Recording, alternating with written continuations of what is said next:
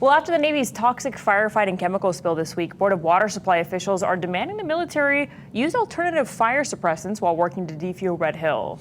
But as KITV4's Kristen Concilio reports, according to fire safety experts, it's not that simple.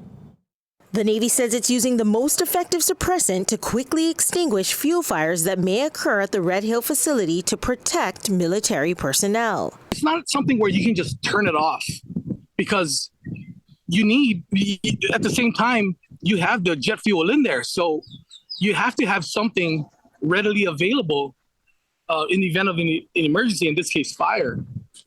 So until you find the alternative material, the alternative suppressant,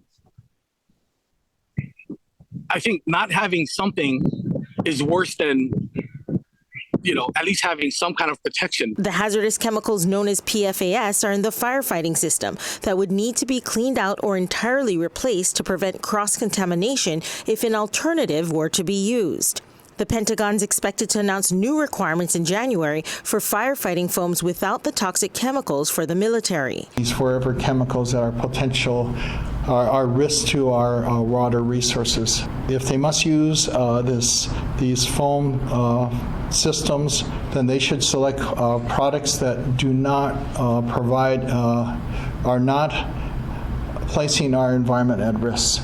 But for now, the Navy's racing to clean up about 1,100 gallons of the hazardous suppressant before it seeps further into the soil and into the groundwater. As of midday, the Navy says it's removed more than 85% of the contaminated soil at Red Hill. The so-called forever chemicals that can build up in the body are in common consumer products such as nonstick pans and food wrappers, shampoos, and dental floss. The fear is that over time, it can cause life-threatening illnesses and cancer. Kristen Concilio, KITV4 Island News.